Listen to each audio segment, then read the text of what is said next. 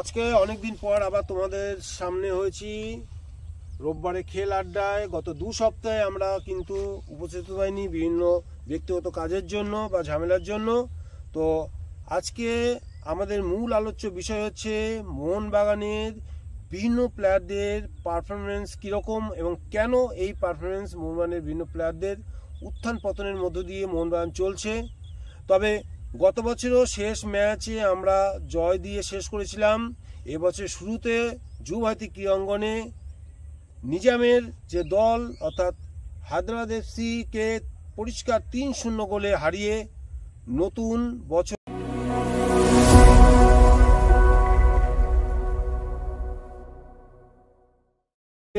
উদ্বোধন নতুনভাবে মরশুম শুরু করলো মোহনবাগান।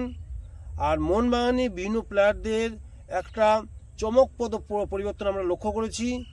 যে প্লেয়াররা যে ভূমিকা পালন করত কিছুটা মিডিয়াকালি ভার্টিক্যালি কিছু চেঞ্জ হয়ে গেছে এদের মধ্যে। এই চেঞ্জেসগুলো নিয়ে আজকে তোমাদের সামনে আলোচনা করব। তো আমরা সেটা নিয়ে আজকে তোমাদের বলছি। হ্যাঁ, প্রথমেই আমার যেটা প্রশ্ন, প্লেয়ারের কথা যেহেতু বললি, সেটা হচ্ছে জেসন কামিন্সকে আমরা গতবার আইএসএল এ অনেক গোল করতে দেখেছি, এবারে কিন্তু সেভাবে গোল করতে দেখছি না। কি মনে হয় কারণটা আমি এই প্রসঙ্গে একটা কথা বলি যে জেসন কামিন্স গত বছরে যে ভূমিকাটা পালন করেছিল, প্রপার বক্স স্ট্রাইকার যাকে বলে, গোল বক্সের মধ্যে থাকতো এবং ওত পাতা চিলের মতো বলটা ফলো করতো এবং 3 কাঠির মধ্যে বলটা রেখে দিত। অর্থাৎ সেই হিসেবেই কিন্তু ওই জেসন কামিন্স দিমিত্রি পেট্রোসের কাছ থেকে বল পেত এবং সাপ্লাই লাইনটা ছিল একদম প্রপার সাপ্লাই লাইন। মানে ওখানে কাউকে থেকে দিমিত্রি এবং অ্যাটাকিং মিডফিল্ডার হিসেবে দিমিত্রি গোলের পাস বাড়িয়ে দিত জেসন কামিন্সের উদ্দেশ্যে এবং জেসন কামিন্স কিন্তু 100% সফল এবং সেক্ষেত্রে কিন্তু গোল কনভার্ট করে দিত। এবছরে কিন্তু সিনারিটা একটু পাল্টে গেছে। কীরকম পাল্টে গেছে? মোহনবাগানের সেইভাবে মিডফিল্ডটা কিন্তু এখনও পর্যন্ত তৈরি হয়নি। কেন বলছি?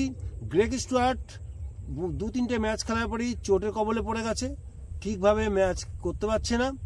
এবং Jason Cummins Jamie McLaren first 11-এ কিন্তু ওই জেমি ম্যাকলারেনকে নামানো হচ্ছে এবং মাঝ মাঠে গ্রেগ স্টুয়ার্ট না থাকায় সেইভাবে দিমিত্রি পেট্রোস মিডফিল্ডে ঠিকমতো বল সাপ্লাই দিতে না পারায় এবং দিমিত্রি পেট্রোস কেন বল সাপ্লাই দিতে পারছে না সেটা নিয়ে আমি পরে আবার আলোচনা করব যে দিমিত্রি পেট্রোস তার সেই স্বাভাবিক খেলাটা কেন খেলতে পারছে না এবং সেখান থেকে বল সাপ্লাই কিভাবে জেসন কামিন্স বলো কিংবা জেমি ম্যাকলারেন বলো তারা কিন্তু প্রপারলি সেই থ্রু পাসগুলো পাচ্ছে না। হ্যাঁ, বিভিন্ন বিক্ষিপ্ত লগ্নে হয়তো কখনো থাপা, কখনো সাহাল হয়তো বল বাড়াচ্ছে, কিছু ক্ষেত্রে সেটাকে গোলে কনভার্ট করছে, কিছু ক্ষেত্রে মিস হচ্ছে। কিন্তু গত বছর আমরা যেটা দেখেছিলাম যে প্রপার সেই পাসগুলো পেয়ে জেসন কামিন্স কিন্তু গোলগুলো করে আসছিল, কিন্তু এবছরে কিন্তু সেটা হচ্ছে না।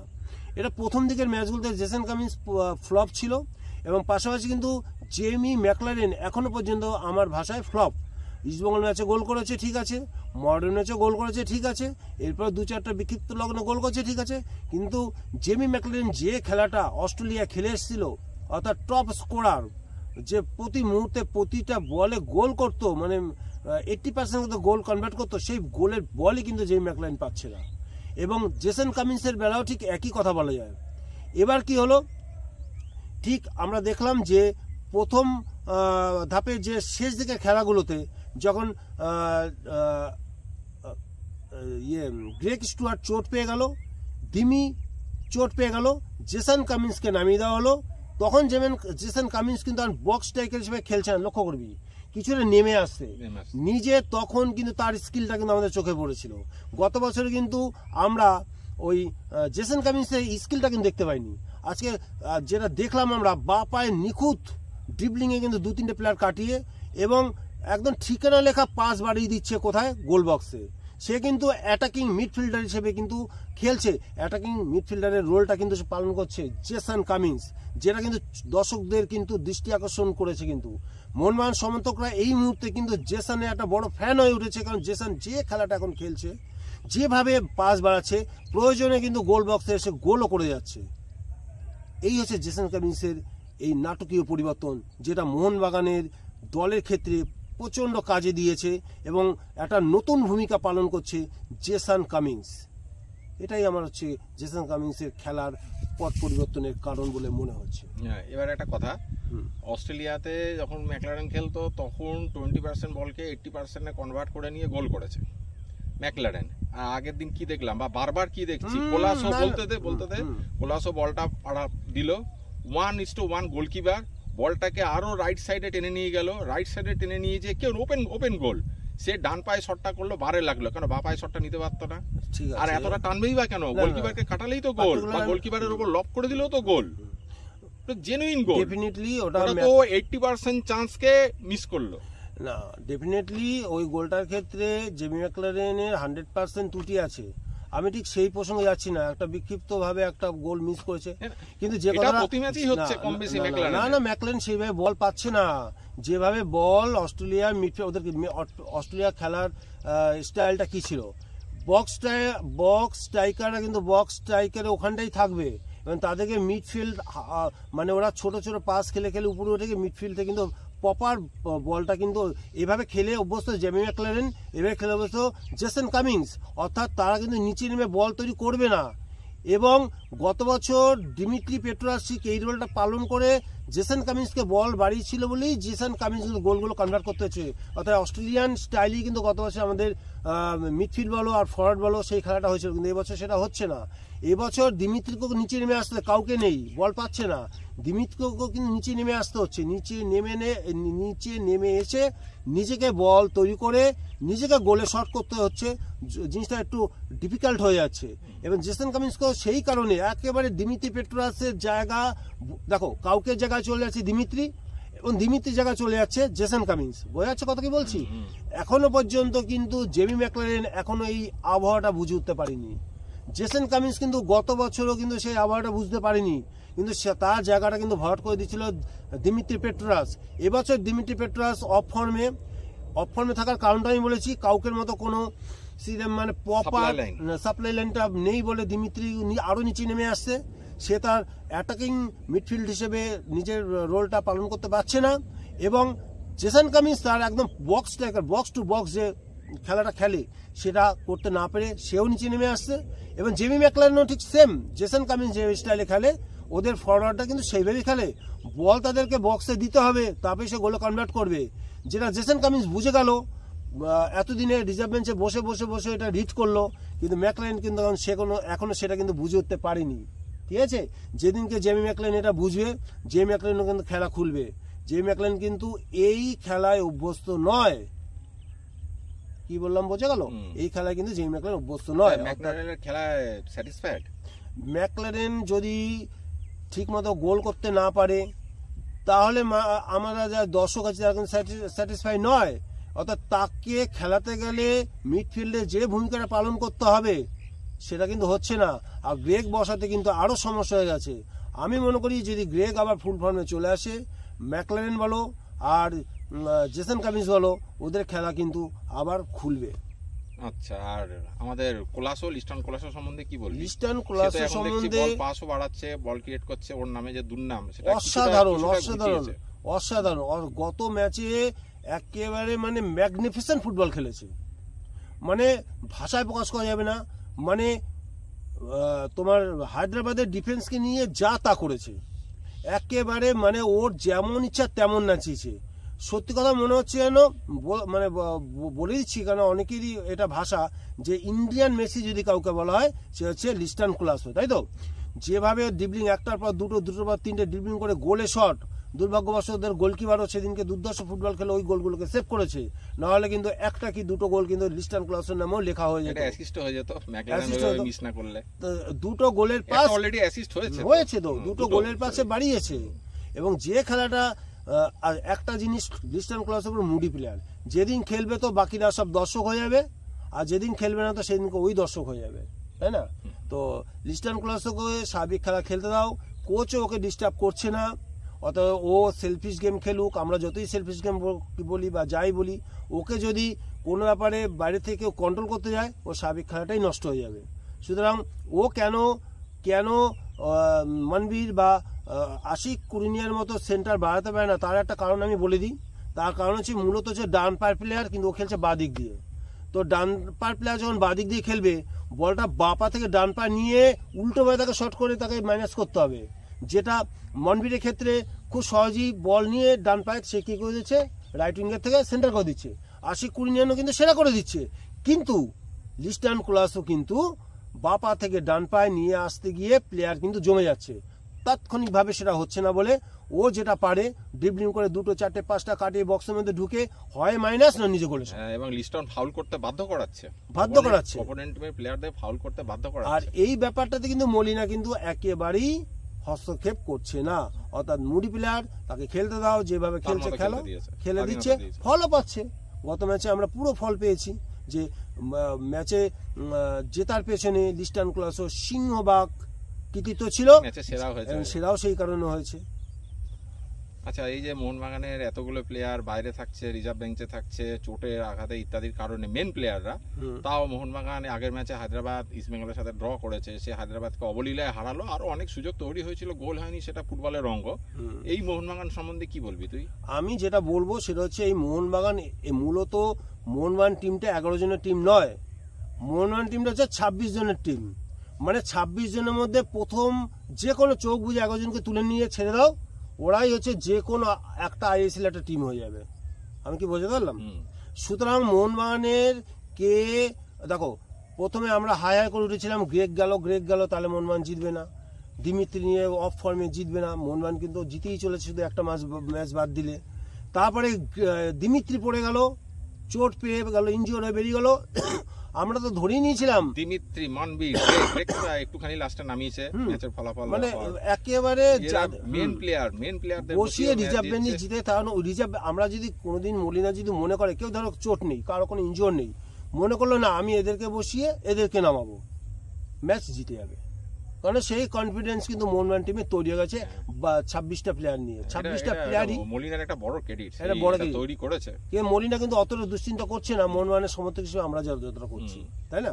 তো এখন তা মোহনবাগান আর দেখতে পাচ্ছি মোহনবাগানের এই টিমে যে কোনো প্লেয়ার, হ্যাঁ এটা নিয়ে আমি বলছিলাম যে এবারে আইএসএল এ কোনো টিমের নেই, একমাত্র মোহনবাগানের ডিফেন্ডারদের 9 গোল হয়ে গেল। কেননা আমরা একটা দেখেছিলাম যে ওই যে ম্যাচে রড্রিগেজ 2টো গোল করলো, কোন ম্যাচে? আগের ম্যাচে না, আগের ম্যাচে কেরালা ব্লাস্টার্স যতদূর সম্ভব, যাই হোক, ওই ম্যাচে আমরা দেখেছিলাম যে রড্রিগেজের একটা শট,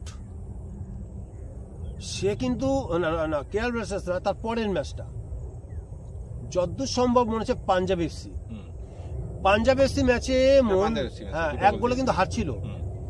সেই ম্যাচের আগে রড্রিগেজ বলেছিল যে আমি দায়িত্ব নিয়ে নিলাম, এই ম্যাচ আমি জিতে নিয়ে আসবো, একেবারে অক্ষরে অক্ষরে।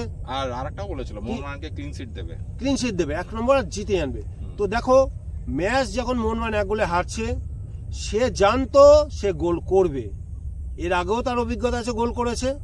যদি মোহনবাগানের স্ট্রাইকাররা গোল করতে ব্যর্থ হয়, আমরা চোখেই দেখতে পেলাম পরপর 2টো গোল কিন্তু রড্রিগেজ যেভাবে করে ম্যাচটাকে জেতালো। অর্থাৎ মোহনবাগানের প্রতিটা প্লেয়ার, টম বলো রড বলো, প্রত্যেকেই কিন্তু গোল করার এবিলিটি আছে। ইভেন সুভাশিস বোসকেও আমরা দেখেছি ইতিমধ্যে 3টে গোল হয়ে গেছে। আমরা দেখি দীপেন্দ্র বিশ্বাসও গোল করেছে, মোহনবাগানের ডিফেন্ডাররা প্রচুর গোল করেছে। অর্থাৎ মলিনা এমনভাবেই টিমটাকে প্রশিক্ষণ দিয়েছে যে কোনো প্লেয়ারকেই গোল করতে হবে। যেমন ইন্ডিয়াকে যদি কোনো বহিরাগত কোনো দেশে অ্যাটাক করে, এটা কিন্তু সংবিধানে বলা আছে প্রত্যেককেই কিন্তু যুদ্ধে নামতে হবে, বলা আছে তো নাকি? প্রতিটা নাগরিককে কিন্তু প্রয়োজনীয় যুদ্ধে নামতে হবে। মলিনা সেই মন্ত্রটাই কিন্তু মোহনবাগান টিমের মধ্যে একেবারে রক্তের মধ্যে ঢুকিয়ে দিয়েছে, যে টিম যখন মানে অসহায় তখন দরকার হলে গোলকিপারও গোল করে দেবে, এবং সেটাই কিন্তু অক্ষর অক্ষরে পালন হচ্ছে। গত ম্যাচে টম জিতিয়েছে, দেখেছো? টম গোল করেছে, তার আগে ম্যাচে মানে একজন ডিফেন্ডার কিন্তু গোল কিন্তু রয়েছে, পার্টিসিপেট কিন্তু রয়েছে, তাই না? তাহলে মোহনবাগানের টিমের প্রশিক্ষণটাই সেইভাবে হয়েছে। আর সবচেয়ে বড় কথা হচ্ছে মলিনা যার উপরে সব থেকে বেশি জোর দিচ্ছে সেট পিসে, মানে সেট পিস তোলো, কর্নার তোলো, তুমি ইয়ে করো, কি বলো ওটাকে, ফ্রিকিক তোলো, রড আর টম আর সুভাশিস তিনজন যদি গোল বক্সে দাঁড়িয়ে যায়, মানে গোলকিপার সহ ডিফেন্ডারদের ত্রাহি ত্রাহি রব উঠে যাবে, কে গোল, সঙ্গে তো মনবীর আছেই, তাই না? এই যে অ্যাডভান্টেজটা, এই যে এইভাবে টিমটা গঠন করা, এইভাবে যে টিমকে প্রশিক্ষণ দেওয়া, এটা মলিনার পক্ষেই সম্ভব। আমরা কিন্তু আগেও মোহনবাগানে খেলা দেখেছি ঠিক এই ধরনের। আমাদের প্রথম দিকে মলিনাকে আমরা অনেকে গালাগাল করেছি, তাই না? কিন্তু মলিনা তো ধীরে ধীরে তার কিন্তু লক্ষ্যে, তখন মলিনা একটা কথা বলেছিল, দর্শকরা আমাদের গালাগালি দেবেই না জিততে পারলে, কিন্তু সেটাকে রাগ হিসেবে না, সেটাকে জেদ হিসেবে নিতে হবে। মলিনা সেটা কাজ করে কিন্তু দেখিয়ে দিয়েছে যে কিভাবে ওই হেরে যাওয়া ম্যাচগুলোকে, হ্যাঁ, কিভাবে হেরে যাওয়া ম্যাচগুলো থেকে নিজেদেরকে আবার ফিরিয়ে এনে ওই ম্যাচ আবার জিতে আনা যায় এবং ম্যাচটা থেকে আবার ম্যাচে আবার ফিরে আসা যায়। সে কিন্তু মলিনা কিন্তু একদম চোখে আঙ্গুল দিয়ে দেখিয়ে দিয়েছে। তো এই টিম, মানে মোহনবাগানের এই টিম, আমার মনে হয় না যে লিগ শিল্ড পাবে না, এটা আমার মনে হয় না। যেভাবে এগোচ্ছে, যেভাবে ঘোড়া এগিয়ে যাচ্ছে, তাতে মোহনবাগানের কিন্তু এখন ব্যবধানও বেড়ে গেছে, ব্যবধান বেঙ্গালোর হেরে যাওয়াতে। ধরে নাও যে অন্যান্য টিম হারবে, জিতবে, কিছু একটা ঘটবে, কিন্তু মোহনবাগান জিতে যাবে, এরকম তুমি ধরেই নিতে পারো। হয়তো মাঝে মাঝে পচা শামুক হয়তো পা কেটে যেতেও পারে, যেমন পচা শামুক বলবো না যদি বা গোয়াকে, তাই না? যে দুটো টিমের সাথে হেরেছে যথেষ্ট, তারা প্রথম তিনের মধ্যেই আছে, গোয়া আর বেঙ্গালুরু, তাই তো? তো মোহনবাগানের এখন নিশ্চয়ই তাদের যে লিগ শিল্ড জয়ের যদি নিখুঁত রাখতে হয়, তাহলে তাদের কিন্তু ওই দুটো টিমকে ফিরতে লিগে কিন্তু হারাতেই হবে। পরের ম্যাচে আগামী শনিবার ইস্ট বেঙ্গলের সাথে মোহনবাগানের হোম ম্যাচ, এই ম্যাচটা নিয়ে কি মনে হচ্ছে তোর? এই ম্যাচটা নিয়ে আলাদাভাবে তো বলতেই হবে, কিন্তু মলিনার যা বিশ্লেষণ, মলিনা কিন্তু একটা ম্যাচ নিয়ে বিশ্লেষণ করছে। যখন নাকি এর আগে হায়দ্রাবাদ ম্যাচ ছিল, হায়দ্রাবাদ ম্যাচের আগে, তখন মলিনা বলেছিল আমি এখন, অনেক সাংবাদিকরা জিজ্ঞেস হয়েছে ডার্বি ম্যাচ, বলে আমি এখন ডার্বি ম্যাচ নিয়ে একটা শব্দ করবো না, কারণ একটা ম্যাচ জিতবো, হার্ডেল পেরোবো, পরের ম্যাচ নিয়ে কথা বলবো। তো মলিনা হচ্ছে গিয়ে আর 5টা ম্যাচের মধ্যে কিন্তু ইস্টবেঙ্গল ম্যাচটাকে ভাবছে, অর্থাৎ ওই ম্যাচটাকে জিততেই হবে, যেভাবে উড়িষ্যা ম্যাচ জিততে হবে সেভাবে ইস্টবেঙ্গল ম্যাচও জিততে হবে। বাড়তি গুরুত্ব দিলে কিন্তু আবার টেনশনে পড়ে যায় প্লেয়াররা, সেই মন্ত্রটাই কিন্তু তাদের দিচ্ছে। কিন্তু এই ম্যাচে সব থেকে পয়া যে প্লেয়ার, তার নাম হয়তো তুমি জানো, সে হচ্ছে দিমিত্রি পেট্রোরাস, যে নামলে পরে একটা গোল মানে করবি, হ্যাঁ, একটা কনভার্ট করবি। এবং সেই দিমিত্রি পেট্রোরাস সুস্থ হয় কিনা, আপামর মোহনবাগান সমর্থকরা কিন্তু সেদিকেই তাকিয়ে আছে। দিমিত্রি যদি গোল নামে এবং একটা পেনাল্টিতেও গোল দেয়, তাহলে আমরা সেই বিখ্যাত সেলিব্রেশনটা দেখতে পাই, হ্যাঁ, বিখ্যাত সেলিব্রেশন, সেই সেলিব্রেশনটা দেখার জন্য কিন্তু মোহনবাগানের সমর্থকরা অধীর আগ্রহ হয়ে আছে। দিমিত্রি পেট্রোরাস অন্ততপক্ষে 10 মিনিটের জন্য হলো মাঠে নামবে, গোল করবে, আর এই সেলিব্রেশনটা হবে। আশা করছি গ্রেগ স্টুয়ার্ট হয়তো প্রথম থেকেই ওই ম্যাচে নামবে, যে কারণে মলিনা হায়দ্রাবাদ ম্যাচে গ্রেগকে নামায়নি, ওই ম্যাচে হয়তো প্রথম থেকেই নামবে গ্রেগ একটু টেস্ট করে নিয়েছে। হ্যাঁ, এবার যদি টিমটা এইভাবে সাজায় যে একদম, আমি বুঝি না যে মলিনা এখনো ম্যাকলাইনকে নামিয়ে যাচ্ছে, ঠিক আছে, অনেক চান্স দিয়েছে, আমার এই মুহূর্তে সেরা টিম মোহনবাগান হবে যদি এই টিম হয়, আমার মানে ওপিনিয়নে। তো সেখানে হচ্ছে একদম বক্স স্ট্রাইকার হিসেবে জেসন কামিন্স, তার একটু নিচে থাকবে দিমিত্রি পেট্রোরাস, তার একটু নিচে থাকবে হচ্ছে গ্রেগ স্টুয়ার্ট, ঠিক আছে? এই না, এইভাবে তো হবে না, তাহলে আমার ডিফেন্স যেন কমে যাবে। গ্রেগ বা দিমিত্রির মধ্যে অল্টারনেট করতেই হবে। কামিন্স, গ্রেগ, তার নিচে হচ্ছে থাপা থাকলো, 2 উইঙ্গারে হচ্ছে মনবীর সিং আর কোলাসো রাইট উইঙ্গারে, আর 2 ডিফেন্ডার হচ্ছে যেমন হয় সেরকম, সুভাশিস বোস লেফটে, রাইট হচ্ছে আশিস রায়, আর মাঝখানে টম আলডেড আর আলবার্টো রড্রিগেজ। এবং যদি দেখা যায় যে গ্রেগ স্টুয়ার্ট পারছে না বা অসুস্থ বা তার ইনজিওরটা আবার দেখা দিল বা এরকম, দিমিত্রি পেট্রোরাস নামবেই। হ্যাঁ, পেত্রাতোসকে প্রথম থেকেই নামানো দরকার মনে হয় ইস্ট বেঙ্গল ম্যাচে, কারণ ইস্ট বেঙ্গল এমনি চাপে থাকে পেত্রাতোসকে দেখলে, সেই কারণে সেদিন গ্রেগকেই মনে হয় পরে নামতে হবে। তবে গ্রেগ নামক স্টুয়ার্ট নামক দুজনেই নামবে, মানে গ্রেগ আর দিমিত্রি অল্টারনেট করে নামবে, কারণ দুজন ডিফেন্ডারকে তো খেলা, যদি এরকম হয় যে দিমিত্রি নামলো প্রথম অর্ধে গোল পেল না, সেখানে দিমিত্রি নামলো, ওরা কিন্তু নার্ভাস হয়ে যাবে, ঠিক আছে, এর মতো পারে, ওটা অল্টারনেট করতেই হবে। আর আমি একটা কথা বলছি, মনে হচ্ছে আমার কোনো একজন ডিফেন্ডার ওদিন গোল করবে, আমার এটা মনে হচ্ছে, হয় সুভাশিস, নয় টম, নয় রড। তো স্কোর লাইন কী হতে পারে?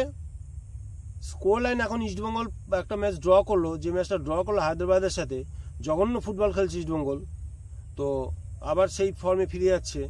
এই ফর্ম যদি বজায় থাকে তাহলে মোহনবাগান ওই স্কোর ঠিক থাকবে, 2-0 ছিল না, 2 বা 3 হতে পারে। আর ইস্টবেঙ্গলকে যদি ভোকাল টনিক দিয়ে দেয় ব্রুজো, অস্কার ব্রুজো, তাহলে হয়তো 1-0 কি, খুব যদি মানে ফাটাফাটি ফুটবল খেলে তাহলে তো ড্র হয়ে যেতে পারে, যাই না।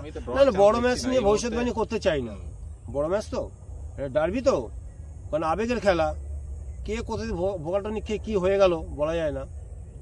তো তবু আশা করি, আমার যেটা মনে হচ্ছে মোহনবাগান এই মুহূর্তে যা খেলছে, যদি মোহনবাগানের প্রথম 11 জন থাকে, প্রথম 11 না থাকলেও অসুবিধা নেই, এখন ইস্টবেঙ্গলকে ভালোভাবেই হারাতে পারবে আশা করি। তবে আমি এই মুহূর্তে কোনো স্কোর লাইন যেটা বললাম সেটা বললাম ঠিকই আছে, কিন্তু ওর কোনো নিশ্চয়তা নেই, কারণ এটা তো ডার্বি ম্যাচ নিয়ে ভবিষ্যৎবাণী করাটাই হচ্ছে গিয়ে মানে খুব রিস্কের ব্যাপার, করলাম না। ঠিক আছে বন্ধু, তাহলে আজকে অনেক কিছুই মোহনবাগানের বিভিন্ন প্ল্যান নিয়ে বললাম। এছাড়া বাকি যা প্লেয়ার আছে, আপুইয়া থেকে শুরু করে, আপুইয়া এই ম্যাচ খেলবে, আগের ম্যাচ খেলেনি, কারণ 4টে হলুদ কার্ড দেখা হয়েছিল, তাই তো, সেই কারণে গত ম্যাচ খেলেনি। আপুইয়া ম্যাচ খেলবে, পুরো মানে পূর্ণ শক্তি নিয়ে মোহনবাগান কিন্তু ইস্টবেঙ্গলের বিরুদ্ধে নামতে পারছে। তো আশা করি ম্যাচটা খুব উপভোগ্য হবে। আর তোমরা যারা এখনো পর্যন্ত আমার এই ভিডিওটি দেখছো তাদেরকে অসংখ্য ধন্যবাদ। আর যদি ভিডিওটি তোমাদের ভালো লাগে তাহলে লাইক করে দাও, শেয়ার করে দাও। আর যারা এখনো পর্যন্ত এই চ্যানেলটিকে সাবস্ক্রাইব করোনি, এত দেরি করছো কেন? সাবস্ক্রাইব করে দাও, কারণ পরবর্তী ভিডিও সবার প্রথমে তোমার মোবাইলই, তোমার ল্যাপটপেই দেখা দেবে, যদি তুমি বেল আইকনটাকে অন করে রাখো সাবস্ক্রাইব করে। তো আজকে এই পর্যন্ত, বাই, আবার দেখা হবে অন্য কোনো ভিডিওতে।